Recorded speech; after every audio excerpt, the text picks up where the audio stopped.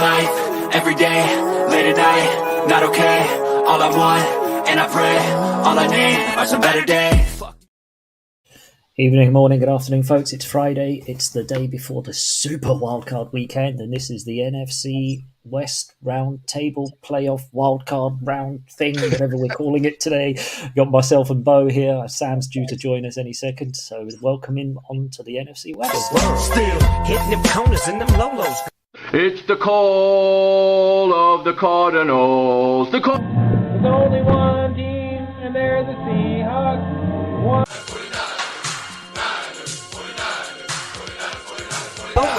Still taking my time to perfect the beat, and I still got love for the streets. It's the D.R.E.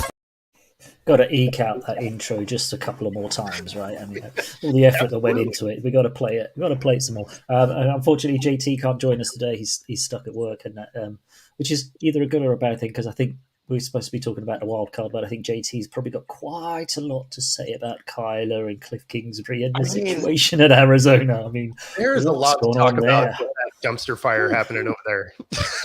Yeah, where would you start to unpick that one? I mean, a quarterback down with a bad knee injury, and there's rumors coming out. I don't know if you've seen some of the rumors and the rumblings that, you know, some of the other Cardinals players are like, you know, he's got his money. He doesn't seem to be putting 100% effort into the rehab just yet. I mean, granted, it's still quite early, but if they're already worried and starting to rumbling about that, your new head coach is now, you know, the head coach position is now open. It's like, oh, what is going on there? I think GM went as well, didn't they, as well?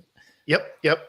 GM's gone. The thing that worries me about that is they're leaving it open for him to have input on who they hire. And it's always weird for an employee to have that say over who their boss is going to be. Like, that seems, it doesn't seem like a great idea. And it doesn't matter who the quarterback is. Like, I don't like the feel of that generally. Like, maybe it's almost handing over the keys, isn't it, to the kingdom. Like, if a quarterback coach coming in, I definitely get the input there because they got to work together and they need styles that might, you know, mirror each other well. But as a head coach, that, I don't know. I've never been a fan of that move.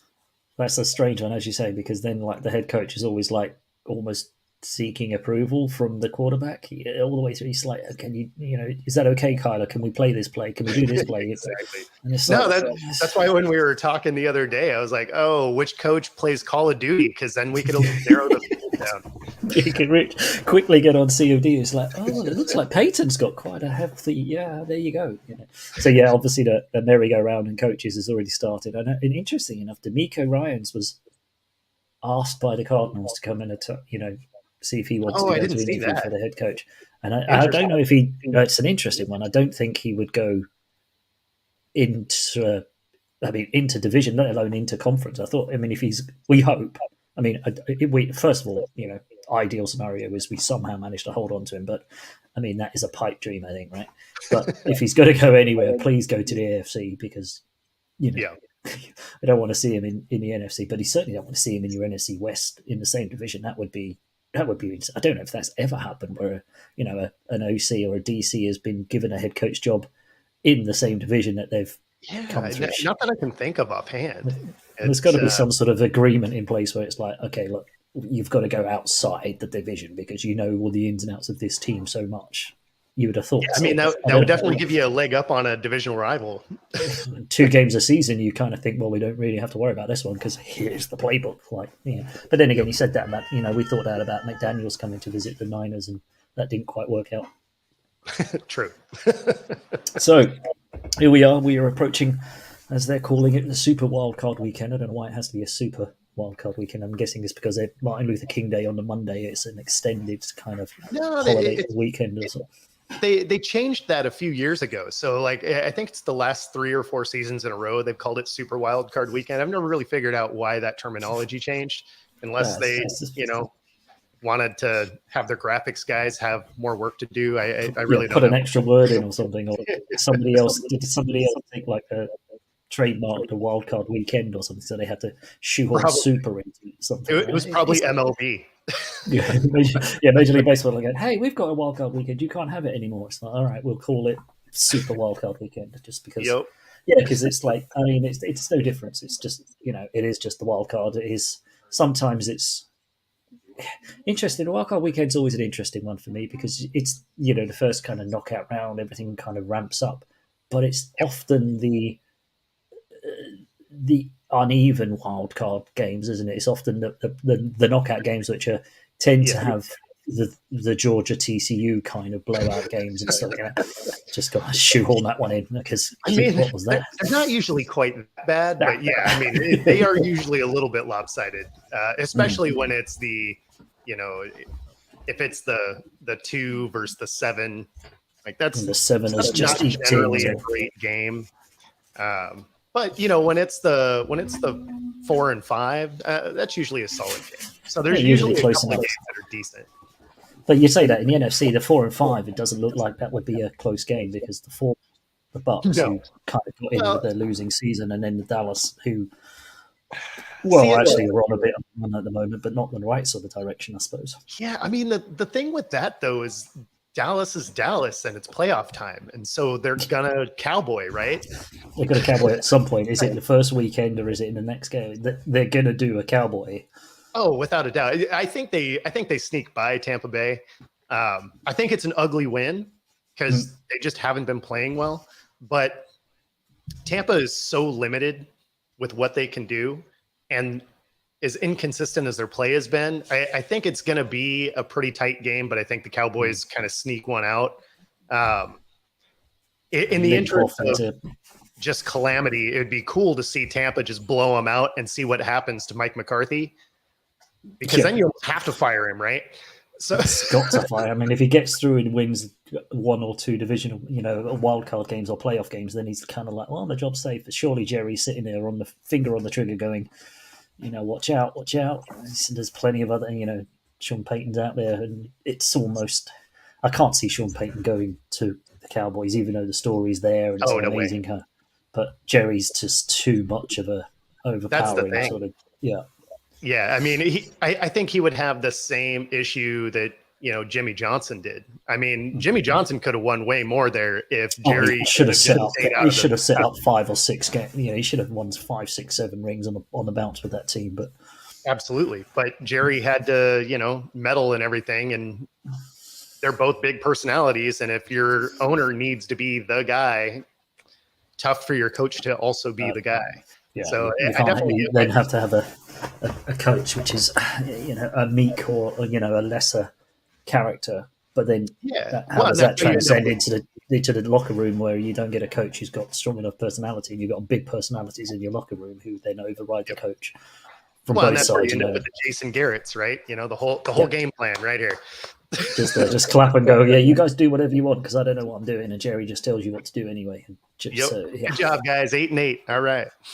We'll take that. Still wins the division because, hey, it was that time and that was good enough for that division. It was sad. Those are bad years. Those are bad years. But yeah, I mean, there are some interesting matches. I think the NFC ones I think they're all pretty much, they're not, I don't expect too many shocks in the NFC playoffs. I think. I think the most, I don't know, that Tampa Dallas game is going to be interesting, and it's why the line is only 3 points, right? That's a toss up. Neither team is consistent. Both have a tendency to find ways to lose when it matters. So, who knows? Dallas I think the Dallas defense is probably just strong enough to hold off. Dallas has a way better roster just across the board. Like, it's a way better roster. But it's are they going to fall apart?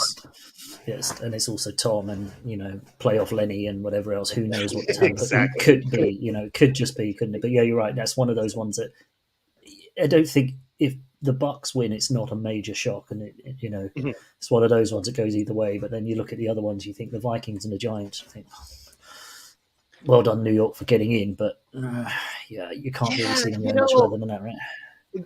That's another one that that's a coin flip to me. Because you really don't know which Vikings team is going to show up. I mean, the only saving grace is it's a midday game. Like, if it was prime time, I'd actually take the Giants in that game because that's prime time Cousins, right? It's prime time Kirk, right? And everyone knows that that's a minus 6 points straight off there. 100%. Yeah, I just think the Vikings have, enough weapons and a more balanced game, because the Giants are just going to hand the ball to Saquon because they have nothing else. You look at their wide receiver core and you go, who? What? Who? I think Kenny what was the joke that went around? Colladay just missed out on his incentive bonus by 74 catches. It's like, oh wow, he could have earned $750,000 if he'd have caught 75 catches, and he missed out by 74. It's like, what? Ouch type thing. But their receiving core is not great, to say the least. So it is a one trick pony. So you can think that the Vikings defense should be able to kind of set up against that, and with Dalvin Cook, Justin Jefferson, Thielen, you think that should be enough to get them over the line on that one. For sure. Yeah, and I took the Vikings in that. I mean, that's another team that, again, their roster is just so much better than the Giants, but when they come out flat, man, they're bad. Oh, yeah. So, I mean, they're in the playoffs with a minus points differential or something. They've actually like minus 3. Yeah. And somehow they've won. They ended up with 13 games. 4 or something. Maybe. Well, but of the 13 games, I think all of them were less than a score. Yeah, so one by one score or something, didn't they? Or less than one score. I mean that's insane. And you figure that has to run out. So, I mean, their playoff run won't be long. Like, I think they get by the Giants, and then the next round they're done. Yeah, I think there's a couple of there that you think are one and done, sort of, don't you? Type thing, if they get through. And then there's our game where, as we just, before we jumped on, we were talking, the weather could level things up again to kind of balance it out, because I think if it was dry and it was a normal game, I think probably the Niners would probably be at least a I think it's 10-point favorite. I mentioned, the line is showing us 10 points, but apparently it's supposed to be monsoon-esque, very much like the Bears get windy, wet, so it's going to be it's not going to be much through the air. So it's definitely going to be who can hold on to the ball, which it's all going to be about which offense can drive for the longest and keep the the defense on the field. I think. I mean, if you can keep the ball and make those long drives and get the defense tired, then over the 60 minutes, that's going to win you the game, and it'll be interesting. It's just going to be whose running game is going to be best, I think. Well, and so the other thing with it being wet is tight end play, and of course, you guys have a pretty solid tight end. So, who's also he has sparked up a very good connection with Brock Purdy. They seem to have, the Iowa connection or whatever it is. There's something there where he's obviously, the tight end's always a safety blanket for a new rookie QB and whatever else anyway. But those two seem to have found a spark or a chemistry. So, I think the tight end play will be pretty important for those short yardage. All year for the Hawks. The only thing that's going to be good about it is if it is real windy, all of a sudden Diggs gets to play down as opposed to having to stay back, because you're not going to be launching the ball 40 yards plus down the field. So he'll be able to come in and help out with those kind of across the middle seam routes, stuff like that, where the tight ends have really gouged the Hawks through the year. So all of a sudden you get that extra, DB kind of in the middle of the field that, could help slow some of that down, which would be a huge key to this game, really. Yeah. And that's the other thing. It's going to be in the trenches. It's going to be, how if you can keep it to third and short. If you have to get to a third down, you can't be looking at 3rd and 7, 3rd and 8, and as you say, in the torrential rain and wind and stuff. Then the defense is definitely going to be on top. So I'm confident, but less confident with the weather. I think it is going to be one of those watch right to the end through the eyes, through the fingers. No nails are going to be left. It's probably going to end up like 15-12 or a field goals and just kicking game and whatever else. Yeah, well, it's playoff football, right? You won't even feel good about the kicking game, really. I mean, because it's so wet unless you're underfoot. inside the 30. Wind, and it's wet underfoot. Is he going to slip? Is he going to? It's going to have to be like shore, and even point afters. I mean, because they've pushed those down, haven't they? So they're now 35-yard sort of field goals, which are no gimmies anymore. So yeah, it's going to be the wind. Yeah. It will definitely be I don't imagine it's going to be a pretty game to watch. No, I mean, it should be entertaining though. And, again, there's some other things for the Hawks that have been encouraging is like Walker's had over 100 yards the last 3 games in a row. And it's not like the Rams have a bad defense. The offense is, obliterated with injuries, but their defense is still pretty solid. And then we were also able to get 100 yards on the Jets defense, which that defense has a top 5 run defense. And so, for them to be able to get over 100 yards with Walker and, 150 plus as a team on a couple of pretty solid defenses was that's encouraging going into this game, especially where a running game is going to be necessary.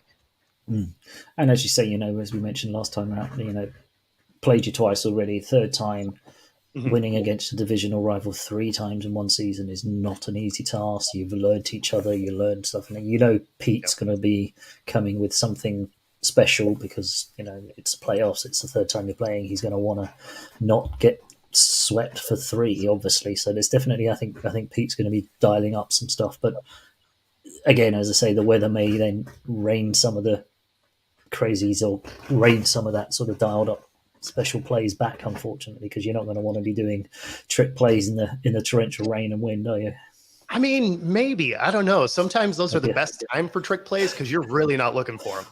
You really don't expect like a reverse to the wide receiver who suddenly lobs it 40 yards down the field. But I mean, the Rams did it to the Hawks a bunch of times through Jeff Fisher's tenure during bad weather or just like bizarre timing. He'd bring out the weirdest trick plays, and they always worked because you're never looking for them because he'd bring them out when it didn't matter, or he'd have his team. One of them I watched, I was mad watching it because it even fooled the camera guy. They did a kickoff to the left, and their entire coverage team went to the right. So all of the Hawks went to the right, and then it was just a straight line down the line.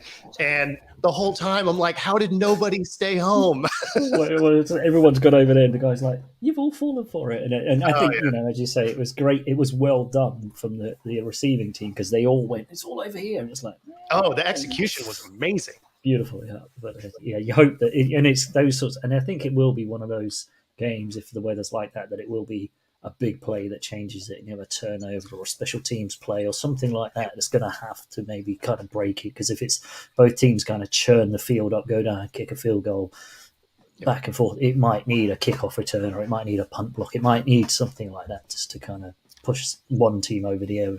And you probably will see some, if it's really going to be that sloppy out there, you're probably going to see some kickoff returns or punt returns that are, maybe have some impressive yardage behind them because it's hard to recover. It feels sloppy. So I don't know. It's going to be a fun watch. It's definitely going to be some ugly football, but it's going to be fun to watch. Ugly football, but it's going to be fun to watch. And hopefully at the end of it, it'll be a home win. But obviously for yourself, you're hoping for the Hawks to come in and spoil the party. But we'll see. We'll still be friends afterwards, right? Absolutely. And it's funny because I picked the Niners to win. I don't think you covered, but I picked them to win. Just roster alone, right? As an objective, it's like the Niners probably win. As a fan, obviously, I hope they don't. But but realistically, based on the best defense in the league and the rest of your team really getting healthy at the right time. Yeah, I think we've only got 2 people out total. Yeah. One of those is Jimmy G, and one of them is I think it was Aaron Banks. No.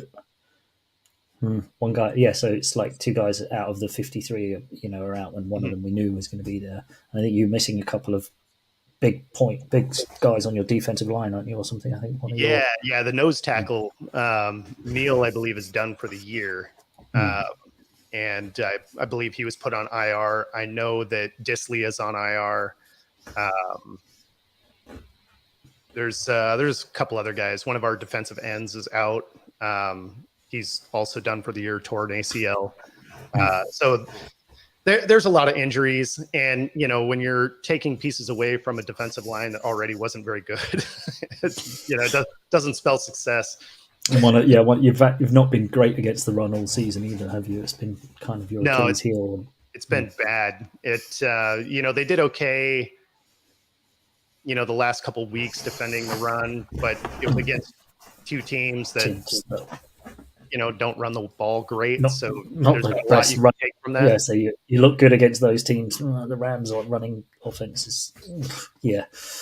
They've had the same starting five for 4 or 5 of the entire weeks of the year. So none of that says here we go.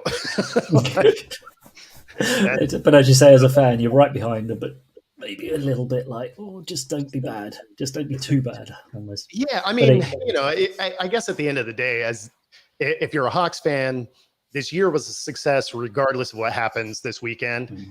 I mean, this weekend, you're playing with house money across the board. Everybody basically had them pegged as a 3 or 4 win team, maybe. And for them to have a winning record, get into the playoffs, win or lose, that's a winning season, really. You were counted out before you even took the first snap of the year. Yeah, absolutely. As you say, you got your 6 rookies who have had an outstanding season from starting. You've got a third pick in the draft coming up. It dropped to 5th. Broncos decided to win a game. Yeah. Thanks, Broncos. As your head coach leaves. Oh yeah. No, I really don't think it changes what they do, though. I mean, I didn't think they were going to draft a quarterback because really Gino's on a team-friendly deal right now as well, right? So you've got a chance his contract's up at the end of the season. So is he a free agent? Yeah, so this offseason, we actually don't have a quarterback on the roster. But I didn't think they were going to use that first pick for a quarterback anyway, because in this draft, although there's 10 draftable quarterbacks, they're all projects, though, aren't they? There's no plug-in. The first 2 aren't, but you weren't going to get the first 2 anyway. So even at 3, I'm hearing Stroud might go back to Ohio State. Oh, really? Oh, I didn't hear that. I thought he was. I just saw it. He's got till the 16th, but I think there's rumblings about if he gets an NIL deal at Ohio State, he might go back. Oh, that actually kind of makes sense. That kind of makes sense, especially based on the teams that they could potentially be going to. I might wait a year also. You might suddenly go, I don't really want to play for those teams, can I? Right? I think I might die if I play for the Texans. Yeah, nobody wants that. I mean, it's interesting. Obviously, the Texans kind of decided to win a game. The Broncos won a couple of games, moved some of that chessboard pieces around. I think that the Colts now are probably looking at the Texans going, well, gee, thanks a lot. You just cost us a little bit more to trade up for Chicago's pick. Chicago are not going to take the first pick, are they? They're going to trade out for there. So they're definitely getting the haul of picks. Yeah. Yeah. No, they're definitely trading out, and they're going to be able to get a haul for it now because, I mean, they think they have their quarterback. So if that's the case, then they need to move back and fix that offensive line so that they can stop treating him as a direct snap halfback. Yeah. So maybe we can see if he can throw the ball, because at this point, who knows? At this point, he's got to catch and run because he's got no time to stand there and look, right? So yeah, absolutely, they're going to go back and get 3 or 4 really good offensive linemen and stuff like that later on. Realistically, that's what the Hawks are going to do. Is they'll probably end up trading back, because what they need is interior offensive line, defensive line, and maybe some depth at linebacker. And all of those things you can get in the late first round, early second round. And since they have, 2 first rounders, 2 second rounders, and, a menagerie of other picks, if they trade that first round back, you can end up with, still your 2 first rounders, maybe your 2 second, maybe 3 second, certainly a few thirds, if an extra thirds thrown in. Yeah. So, I mean, they can really address some of those defensive issues by trading that first one back. And since they probably weren't going to use it on a quarterback anyway, it seems like probably the route they were going to go. Besides, there are so many quarterback options this year because you got the free agency market is huge, isn't it? It's insane. There's 23 set to hit free agency just anyway. And then you have guys like Carr that are going to get released. You got Tannehill that's probably going to get the opt-out on his, not that he's a good fit for the Hawks, but that's just somebody might want to. Yes, there's a body, right? It's a body who's played in the NFL, so somebody's going to pick him up. Oh, for sure. Yeah. So, I mean, and then of course you got all of the rookies that are coming in. It's like, man, there's a lot of picking for coming in than there are teams. And also, I mean, as you say, and another thing to add into that mix is all those teams with new head coaches. So we'll be looking to, they're going to be, are they just going to hold station? Are they going to find their franchise quarterback? Because if they want to look for a franchise quarterback, the only place to get that now is your new guy, right? You're not going to go and get a free agency guy because it's going to cost you a fortune. So you're going to be looking for lots of moves. And I think obviously the Colts are in there to trade up. Jets are obviously, I don't think the Jets have got a lot of free agency space. That's the problem for them. I'm not sure who they're going to pick up. I could see the Jets really making a play for Carr. If he's released and he comes cheap, yeah. I don't even know if they need him necessarily to be cheap because they're not paying a quarterback anyway, currently. Yeah, Zach Wilson's on he's on the rookie deal, but he's gone, right? They're going to boot him out, and Mike White is a free agent this year, so they're not going to have a quarterback either. So now all of a sudden, a guy like Derek Carr looks real appealing because he could run that offense. That offense really just needs somebody that can accurately throw the ball and not turn it over all the time. And then he would be going to a team that actually has a defense. So, and Derek Carr in New York, it's never going to be about after being in Vegas. Yeah, it'll be a pretty good phase for the Giants. I don't know. The Jets. There lots of moving parts are going to happen there, and I don't think all the coaching, firing, and hiring is quite finished yet either, is it? So, oh, definitely not. No, there's still some pieces going to move. Although it'd be interesting to see if the Raiders make a strong play to go get Lamar. Yeah, because he's still not signed that contract in Baltimore yet, have they? He hasn't, which means that relationship really has to be not awesome at this point. Not great. And he's not playing this weekend either, is he? He's out with his knee's not 100%. So I see them going out to the Bengals. I don't see them beating the Bengals without Lamar. No, definitely not. Yeah. Yeah. So then he's got to be the number one free agent or QB on the market, right? So everyone's going to be making. Yeah. Yeah, easily. The only downside is if you're going to go get him, I mean, you got to back up the Brinks truck because he's gonna want paying, right? And he wants that Deshaun Watson contract, right? He wants that guaranteed, fully guaranteed, or he wants the Kyler contract, right? He wants that sort of fully guaranteed. Yeah, pay me for the next 5 years, and I'll be your guy type thing. And fair play to him. Well, why not? He's only got one more contract left, I should imagine, at the pinnacle of. Yeah, I mean he's in the center of his prime. I mean, the one thing with Lamar is they really downplay how his throwing of the football has evolved because in the beginning, everybody's saying, "Oh yeah, he's a running back that plays quarterback." The first couple of years, that was fairly accurate. I will give him that. But if you watch the way he's been able to throw the ball over the last couple of years, really, they've become far more accurate, better throwing from the pocket, still able to run, still able to throw on the run, and way better decision-making when he throws. So he's really evolved into a quarterback that is a quarterback. And I think happens to be a pretty good runner rather than a lot of times. What's that? Yeah, and I think he's still kind of, I don't want to say tarred with, but he's still just seen as that all-action gadget running quarterback, isn't he? Not now, as you say, he's evolved over a couple of seasons because you didn't expect him to in his first 2 seasons because that was his strength. Is decision making and pocket presence and all that stuff. It's stuff that you learn over time. Nobody walks in and knows what they're doing there. So he used his legs to great effect in those early years. And Well, all the other stuff's come along to he doesn't now need to do that so much, although they did trade away most of their wide receiving core and put everything on the running back. So yeah, again, you didn't get a chance to see him throwing it too much because he didn't have anybody to throw it to.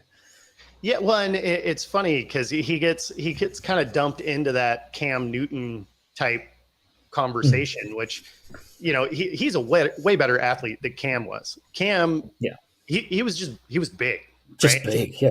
And so he could run people over, but he didn't have the athleticism that Lamar does. But Cam also never really evolved that ability to throw the ball. So when he started getting hurt and wasn't able to, you know, go head to head with linebackers, you know, he wasn't making plays anymore.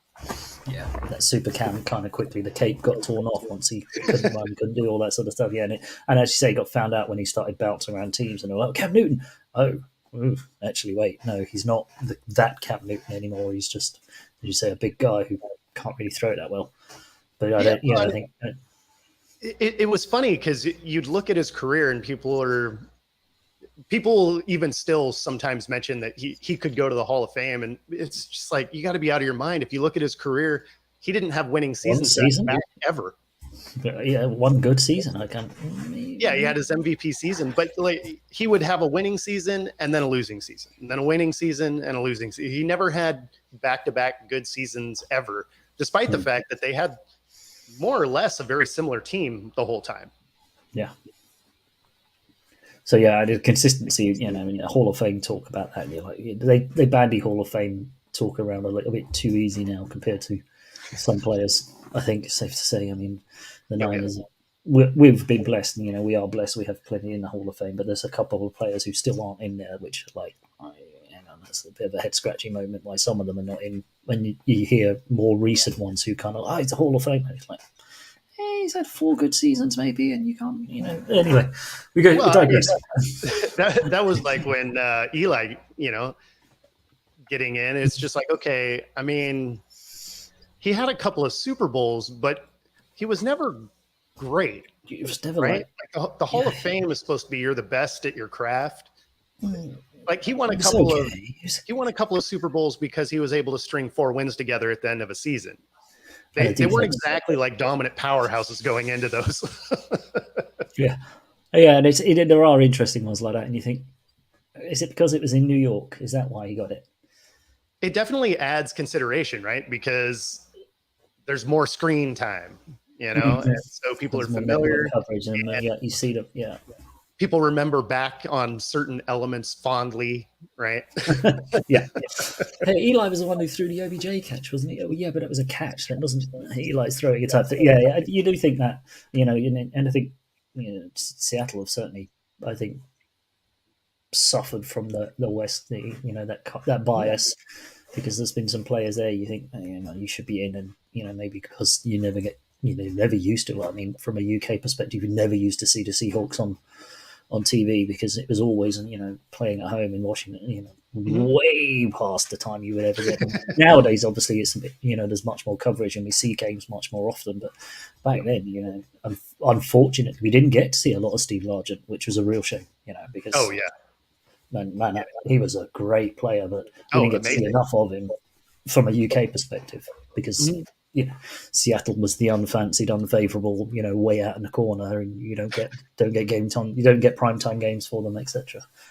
Yeah, I mean, you know, has an effect on that Hall of Fame. Suffered from some of that in this season, right? As far as Woolen getting more consideration for Defensive Player of the Year, right? Or Defensive Rookie of the Year, I should say.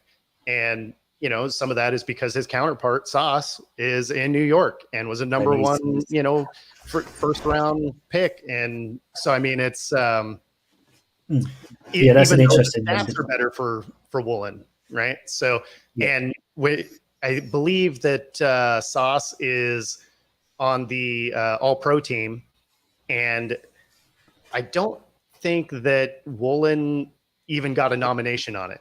I don't think he even got an alternate. Did he even get second team? No, not that I'm aware of. And so, great, absolutely insane to me. and I'm a bit about the Pro Bowl stuff. It's a bit like, because there's some players, and you're like, well, you wonder how much the Twitter poll popularity aspect is a bit more for the Pro Bowl. Pro It's Bowl huge. stuff. It's, Yeah, it's the Pro Bowl absolutely is enormous, isn't it? And as you say, because Sauce is this character in New York, there's inevitably, it's all focused on, he's the defensive rookie of the year. Well, hang on, there's a guy out there in Seattle who's doing better stats wise in a team, that's has made the playoffs based on their defense. Okay, it'd be interesting to see. Oh, good. Go on. I was just going to say we should probably talk about the AFC at some point, but yeah, you were going to say that. I was just going to say the voting thing has hurt Seattle routinely because, I mean, you look at guys like Doug Baldwin, who was a star receiver for us for years, had great stats, but through his entire career ended up with one Pro Bowl, I think. Yeah. And Tyler Lockett has now had 4 seasons in a row at over 1,000 yards and still hasn't gone in as a receiver. He went once as a special teams player. That's crazy, isn't it? And what gets me about it now is because it's such a popularity contest driven thing. Mm-hmm. Does it impact that Hall of Fame nomination? Because when you get your career's done, they look back and go, "How many Pro Bowls did you get?" And it's like, absolutely, actually, yeah. It's not. You shouldn't really maybe count that as much if you play in New York or you play on the East Coast and everyone sees you and everyone votes for you because you've got a bigger fan base and therefore the Twitter polls get you in a Pro Bowl vault. Yeah, but at the same time, the Hall of Fame is also a voting process. So it's kind of diluted that you're the best at what you've done over your career. Yeah, I mean they look at stats. But if anybody remembers you based on exactly. Yeah, so they look at your stats, but they remember what they remember. And so most of that voting poll is East Coast bias still. And so, it's from someone on the West Coast, you're just like, oh, I mean, that sucks. Yeah, it's like I think Patrick Willis is in the list of 13 finalists, but you can kind of almost go, he's not going to get in the last 10. He's certainly not going to get in this year. I think this is his second time of trying, or second time he's been nominated. So, eligibility wise, you do think, is he going to suffer again because he's up against some players? I mean, he's up against one of the best kick returners in the game's ever seen. So he should be a first. Hefster should definitely be in the vote. He's one of those ones. He should be in the Hall of Fame. Right? Okay, come on. Yeah, first ballot. He's got to be. And there's a couple in there you go, okay, yeah, fine. But you think, Willis should probably make it, but you wonder whether or not, as you say, because it's West Coast and the bias and the popularity aspect of it, whether or not he won't quite make it this time. But I guess we'll see. Yep. Absolutely. So, AFC wildcard, what are we looking at here? We just mentioned the Ravens without Lamar. I think Edwards has just cleared concussion protocol, so he might be back. But I think you're right. And what they got Huntley going to be in there. I feel like it's a tall order for them to overcome the Bengals. The Bengals again are healthy. They're healthy. They're starting to turn up again. They did last time. They got that. Just timed it quite right. And then Chase is back. Burrows is looking the cigar swinging Burrow of LSU again, isn't he? And I can't see a depleted Ravens team holding up against them. No, it's I don't see that being a thing. And I think the Bills-Dolphin game had all the hallmarks and could have been a blowout, or possibly the best game of the weekend.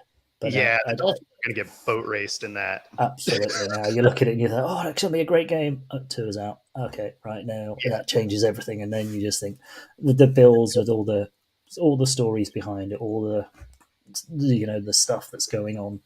That's just going to be an absolute one-horse race. Just going to get absolutely tanked. The Dolphins, and Yeah, no, not a bad season for McDaniels there, but I mean, I heard some crazy rumors that if they lost week 18 or if they didn't make the playoffs, McDaniels was possibly on the hot seat. Do you think? So I think that's kind of true with McDaniels and with Staley. I think if they didn't make it this year, the analytics coach projects, I think we're going to start to get looked at as maybe that's not quite the route. Maybe we need guys that are coaches more coaches than and then leave them as OCs and stuff. And exactly. So, so I think it was good for both of them to get in as far as keeping their jobs, but and they have influenced the game in a positive way. I think like there's a lot more going for it on fourth down, which is always exciting. Obviously, as a fan, they're nail biters because, you know, you're either like, take the points unless it works. Oh, we're brilliant. Why did you go for that? Why did you do it? Oh, what amazing. We went for fourth down. We were great. He's a genius. You idiot. You know, it's exactly that coin toss, isn't it, of how you can flip. And then I think the Jaguars-Chargers game, I mean, two teams, the Jags stormed into the playoffs on a hot streak compared to the absolute car crash wreck that the Jaguars were last season under Urban Meyer.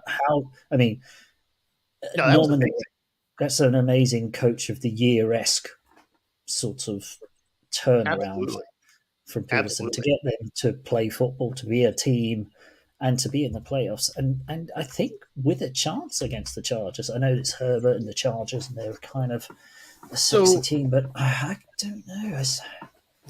As I recall, the line on that is literally 1 point. It's so tight, I think, yeah. And I think the Jags win that game. Because I think the home field advantage is possibly just enough to get them over the line on that, yeah. Yeah, well, and it's funny because both of these teams you don't really know which team's going to show up, right? Because both of them, when they're on, they can beat anybody. Yeah.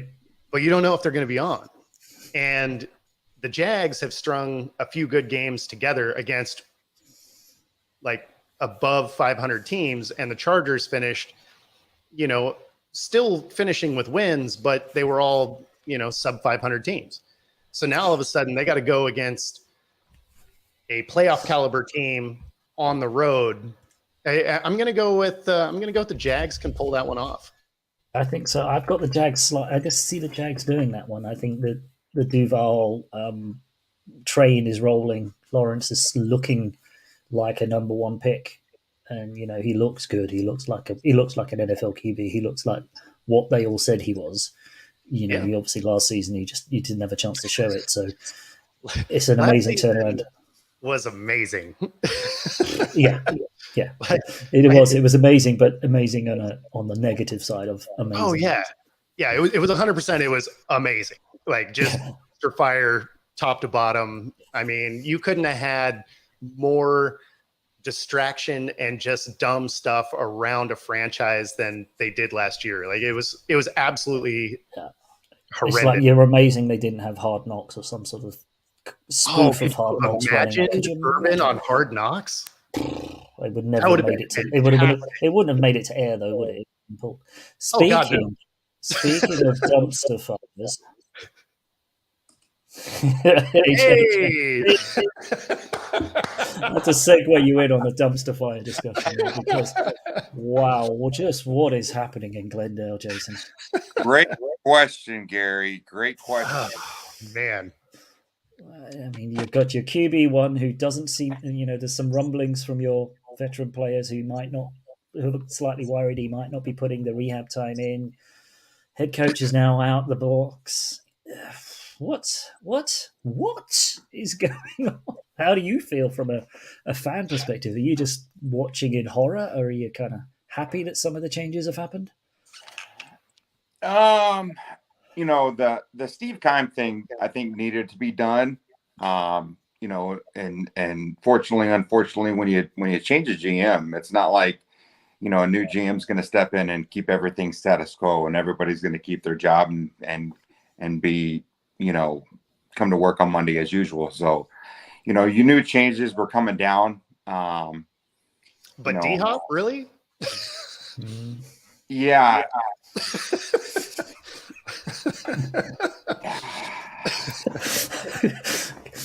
I mean, the only thing I can think of with the D-Hop thing is money, right? Yeah. Hollywood's cheaper. You if you extrapolate Hollywood's numbers over 17 games with Kyler, he's the number one. He's got 119 receptions, over 1,200 yards, 7 touchdowns. That's in 17 games if he plays with Kyler Murray. So I get it. D-Hop's better. I don't care how you twist it, how you shape it, how you look at it, how you twist the stats. D-Hop's better, period. Helen Keller knows that. And I don't think anybody would pick Hollywood over D-Hop except Kyler Murray. Mm-hmm. So those two are best friends. Those two go back. Hollywood's the reason why, or Kyler's the reason why Hollywood's here. Do you think it was an ego thing as well? D-Hop's quite a big character, and you think, we talked about it just before. We were saying that it's odd that Kyler's got a say in who the next head coach will be. Is Kyler almost too big a character? I think he has too much control. Mm-hmm. It's kind of you know what? I watched that press conference, and it's crazy how the media is twisting that to frame it like Kyler's going to be in on the neck all the interviews and do some. No, the question was posed to Michael Bidwell: will Kyler have input on the next head coach? And Michael's answer was, well, yeah. I will get input from Kyler Murray just like I will from any of the other team captains. They just so happen to leave that part out of it. Of course, because it doesn't sell sort of. Is that Kyler is going to have input on the next head coach? It's like, well, that's not exactly what he said at all, but.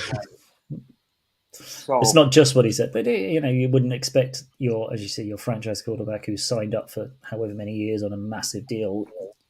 Obviously, he's going to say, or he's going to kind of have some input to it. You hope not, and Bo and I, as we said, I hope not like too much to the detriment of because if he has a big say in it, then how does that head coach stamp his authority on the team when he comes in? If he's kind of like, oh, you kind of only got the job because Kyler said so, and that's kind of maybe, as you say, that's the media spin they're putting on it. That's easy enough. He just does some friendly fire shots in Call of Duty, and yeah, we're all on Call of Duty working out which NFL coaches play it. They're just like, oh, there you go, you're going to the Cardinals. I really think, and I didn't think that the Sean Payton thing was, I thought it was a pipe dream, really, and to be honest with you, I didn't really necessarily want Sean Payton here. I thought it would cost too much. I didn't think that the issues that we had were that big, and I didn't think we were that far away from, the playoffs and the dance until yesterday. And it wasn't like yesterday I was like, oh no, now we have all these problems. No, I still think we have the same amount of problems as we did last week and the week before.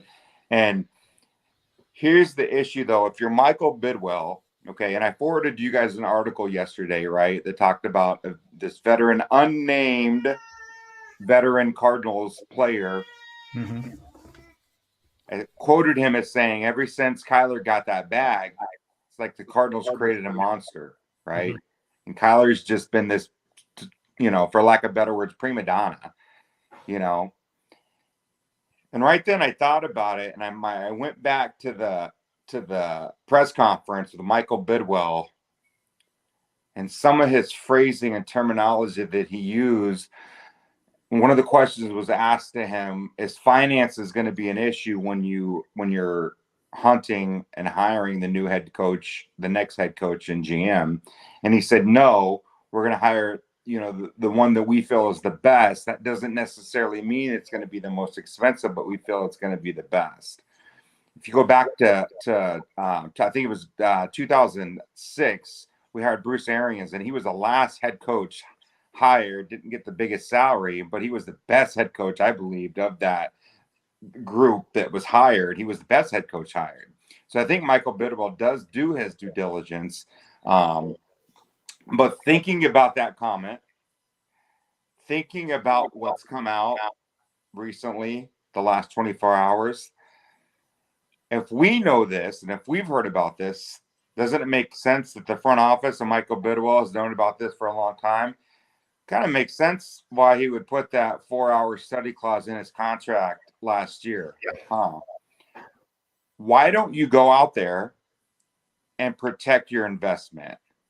You spent $230 million on this guaranteed money contract, which the contract is actually bigger, but it's $230 million guaranteed. Why don't you go out there and protect your investment? Drop 10% to protect that investment and protect this team, because you bring Sean Payton in here, and I'm telling you, it's a game changer for different reasons. I'm not saying that Sean Payton's going to bring us a Super Bowl. What I'm saying is Sean Payton, I think, can get to Kyler Murray. And I think he can get the best out of Kyler Murray. And if he doesn't, then we can get rid of Kyler Murray. And let me tell you something, this fan base would feel very comfortable with Sean Payton as our head coach moving on from Kyler. Yeah, so but it makes all kind of sense to bring Sean Payton in here to protect that investment. I mean, I don't know that he necessarily loves that job opportunity, but when is the buyout on Kyler's contract? Do you know the opt out? I mean, there always is one.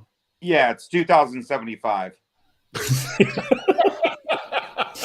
His grandkids will be still playing. Yeah. No, I'm not exactly sure when the buyout is, but if you look at his other options, you look at the Texans, right? Yep. He's not going to the Texans, people. No. Okay. You look at Denver, right? Why would he Why would he go to Denver and be tied to Russell Wilson for 3 years? Why? Okay. Definitely not.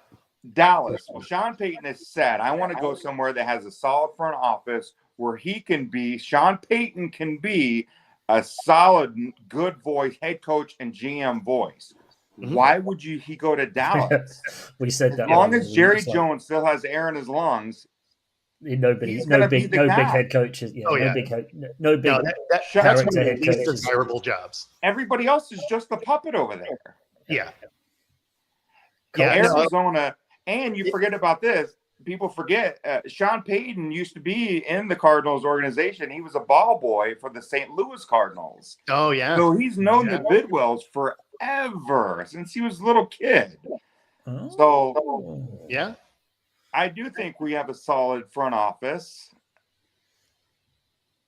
Yeah, well, I mean, it's kind of hard to say that with a straight face. Well done for actually getting that out without. You get to rebuild a front office, so yeah, and who better to do that with than Sean Payton? Sean Payton can bring in some of his guys, and again, you asked me this on Wednesday. I'm not sold on the Sean Payton. Today, I'm like, it almost has to be Sean Payton because we need some serious work over here.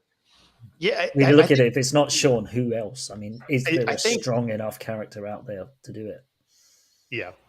No, I think it'd be interesting if the Raiders went and got him and then also went and got Lamar. Yeah. Like that would be interesting to watch because that team could be very different come kickoff next season. But, who knows with all the moving pieces, especially at quarterback, what would be the most enticing place for Sean Payton? I had someone ask me yesterday if they thought that we should bring in Rodgers to the Seahawks. And I laughed because it was like, you've got to be kidding me. He's not going to want to be doing anything in the preseason or off season. He doesn't like rookies. He's not like a good cultural fit. I'm pretty sure we watched this exact thing happen in Denver this year. Mm-hmm. I don't think they want to sign up for that. A $50 million quarterback that doesn't want to practice with his team and then comes in and probably doesn't play great. So, but yeah, I don't know. I guess Peyton could be a decent fit for you guys. You got a lot of holes to start to fill now, though. Well, yeah, that we do. I mean, defensive line, cornerback, that back end of that defense in general just needs a lot of money, needs a lot of work. Wide receiver too. Yeah. Wide receiver too now. I do like, Greg Dortch and Rondell Moore, and I really, and that's another thing. If we bring in Sean Payton, right? Let's say we bring in Sean Payton. Let's say next Friday, it's announced Sean Payton's going to be the next head coach of the Arizona Cardinals. I think D-Hop's on the phone with Bidwell and company, like, hey, let's work something out. Yeah. I'll renegotiate my contract. I'll do what I have to do. But if you got Sean Payton, players are suddenly going to want to come play Kyler in Arizona. Murray, you got me in the X, you got Hollywood in the Z, or Y. You got Rondell in the slot.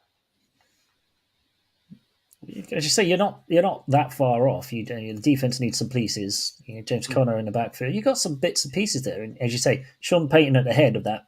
Players are going to be like, I wouldn't mind going to Arizona. I wouldn't mind it. He brings that mystique or that magnetism, doesn't he? And you'll get players who want to go there. So yeah, he's obviously the hottest property in coaching right now. Yeah, and to your point, Gary, and so it doesn't make a lot of sense to get rid of one of your biggest pieces right now when we're not that far away. If we were the Chicago Bears, if we were the Panthers, if we were a team that had a ton of holes and needed a lot of work, I get it. I understand that. But I really don't feel like we're that far away. So to trade D, it just doesn't make any, especially when he's so well admired in the community. He's such a good guy. It's got to be. You'd only say the only thing to look at is he on a crazy contract? Is he asking for so much money or whatever else? Do you need to kind of clear some space? It makes footballing. It doesn't make any footballing sense, but maybe a bottom line. It'd be a $23 million dead cap hit. So it's either money or it's ego in the locker room, something that we don't pick up or something. It's an odd one. Yeah, I wish I knew. Kyler's still supposed to be, in theory, available for week 1. In theory, he's supposed to be available week 1, but not, the second part of that if article he's put in the rehab is talked about what's if he's got that type of attitude and that type of entitlement and that bag already secured. Mm-hmm. So you got Colt. What's pushing him to come back? Yeah. No, exactly. Especially since it's guaranteed contract, right? It's guaranteed. So yeah. So now I figure realistically, you're Colt McCoy to start the season. I mean, the good thing is you still had an under contract for this upcoming season. And the good thing is, everybody, Cardinal Nation loves Colt McCoy. He can play. Like he is a viable quarterback. Absolutely. Like he'll go in and beat good teams. Like he's smart with the football, throws a good ball. Not the most athletic ever, but it'd be interesting if that's, will that change the game plan? Because Cardinals, you're set up for a Kyler Murray Ram offense that Colt McCoy can't quite run, obviously. So, will the new head coach you look to kind of have a game plan which utilizes maybe Colt McCoy's strengths a little bit more early on? I feel like you have to, because you have the whole preseason to work with him. You're a new coach, so you got to implement the program. So, I mean, Colt's going to be your guy. I think even if Kyler's ready week 1, I don't know that he necessarily gets the start because he's not going to have the reps. No. I mean, I think is he due to be ready for preseason, or he's ready for preseason, or is he? The reports are today, right now, that he will be ready week 1. So if he puts the rehab, but who knows? But that's today. Who knows? Yeah. There's a lot of time between. He just had his surgery last week. Yeah, so. There's a lot of Call of Duty double XP weekends coming up. That's right. I mean, to be fair, he can't do a lot of work this first month anyway, so he can get all the playtime in. Yeah. Now, if it's mid that a new upgrade comes out, that's where the problem lies. That's right. That's where it starts to get really interesting. The expansion pack drops, it's a wrap. Jason, appreciate you jumping in, man. Can we run down the picks real quick about this weekend? Yep. So we got the Vikings doing at home. We see the Vikings taking on the Giants, and we see that's a home win. The Vikings have got just a bit too much with the Giants, so they're just going to hand the ball to Saquon, pretty much a one-track pony, and Vikings are too strong there. I got the Vikings. Yeah. Cowboys Bucks is a coin toss. Could go either way. The Cowboys defense probably strong enough to hold out the Tampa. Yeah, I took Cowboys in that. I think the Cowboys, but not by much. And I don't think it's relatively close. Mm. And then I've got. I do, just because the Cowboys are the Cowboys and it's postseason. Yeah, I think they'll get past the Bucks and then they'll implode. Exactly. I think I think they're one and done. They'll beat the Bucks, and then whoever they play next, yes, I agree, Gary. And then our game, obviously, I've got the Niners taking that, but probably on a 12-9 slugfest in the rain, because apparently it's supposed to just be hideous weather. It's going to be one of those. Nothing gets very little airtime. Churn up the middle, and kicking game 15-10 something. It's not going to be pretty. It's not going to be a fun game for the neutrals, but it'll be entertaining and tense. If only you guys had a run game and a great defense. Oh wait, you do. Yeah.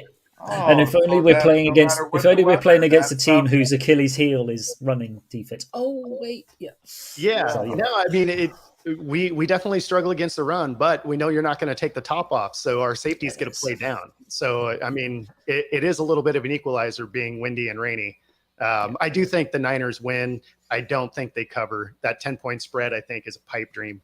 So, but I think you're right. I think it's going to be, a 2 to 5 point margin of victory. Like, it's not going to be anything impressive, and it's going to be low scoring. Yeah, it's not going to be 42. I think the 42 over under. I don't think we're going to get close to that. Oh, I didn't see the over under, but it's the under no matter what.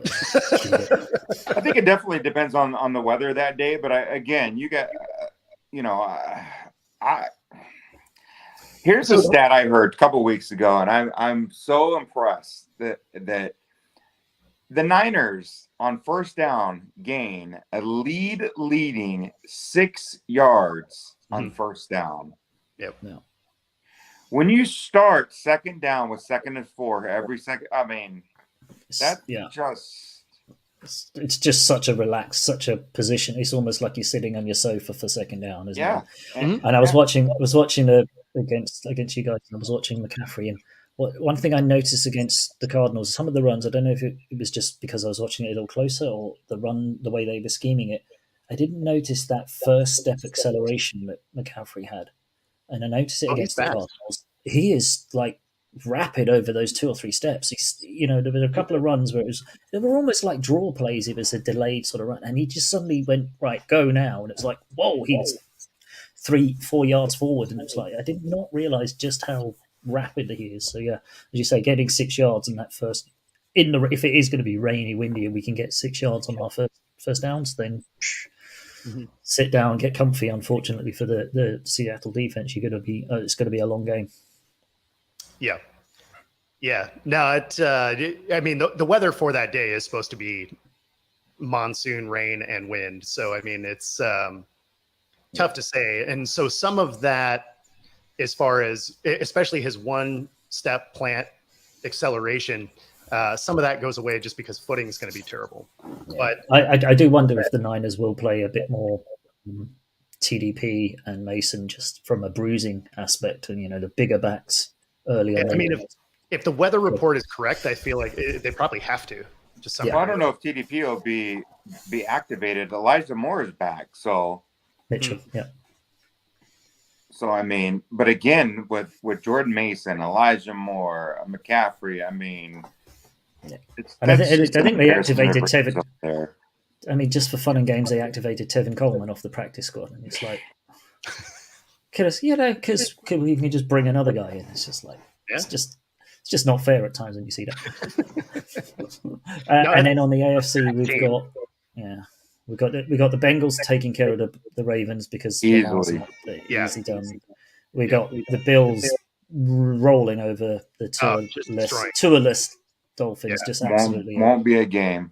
Yeah, and then we've got the Jags just taking the Chargers at home, because I think that will be the game of the weekend. Yeah, that's the one interesting game I'm looking forward to watch. Right? I mean, if Jacksonville shows up, and if Doug Peterson shows up, and coaches the way he can and gets his team ready, I really feel like Jacksonville wins this game, by a touchdown or more. But San Diego surprises you sometimes, right? No Mike Williams, but hey, if Jacksonville's defense can just key in and stop Austin Eckler, that's game, set, match. But if they can't, I mean, San Diego's got a puncher's chance, right? Yeah, I think that'll be the game of the weekend. They've got, as you said, a chance of just bombing it, and Herbert just using his arm just to cut things apart. It's going to be a great game. Yeah, it's the one I'd be interesting to watch. Yeah. that's the one. Whoever I'm comes out of that game loses yeah. the fourth week. But Oh yeah. I mean, it's a one and done. Whoever, because they're up against the Bills the next week, right? Or is it the Chargers? They go against the Chiefs the next week. Either one doesn't matter. Yeah, it's like either way, they're getting smoked. whoever rolls into Arrowhead is going to be a real problem. But yeah, that's who we've got. So we got Niners, Vikings, Cowboys, and then we've got Bengals, Bills, Jaguars. Okay, we're unanimous. Good. So, and the early onset, who's our Super Bowl picks? I got KC and San Fran, with San Fran winning it. I got Bills, San Fran with the Niners. Yeah, I had Bills, San Fran. But then, especially now with the Bills KC game being played in Atlanta, takes out the KC advantage of home field not playing Arrowhead. True. Yeah, that might give the Bills that little bit more edge because they don't have to go to KC. Yeah, if it does end up being Bills versus Niners, then it'll really come down to if the moment is too big for Purdy. Yeah. If And they it's can get in interesting. and rattle him. Yeah, and that's the team.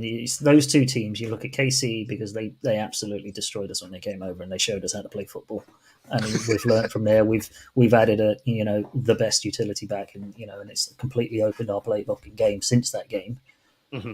And so it'll be an interesting one. But yeah, those two teams, the Bills, as you say, will that be the Brock Purdy test of the big game?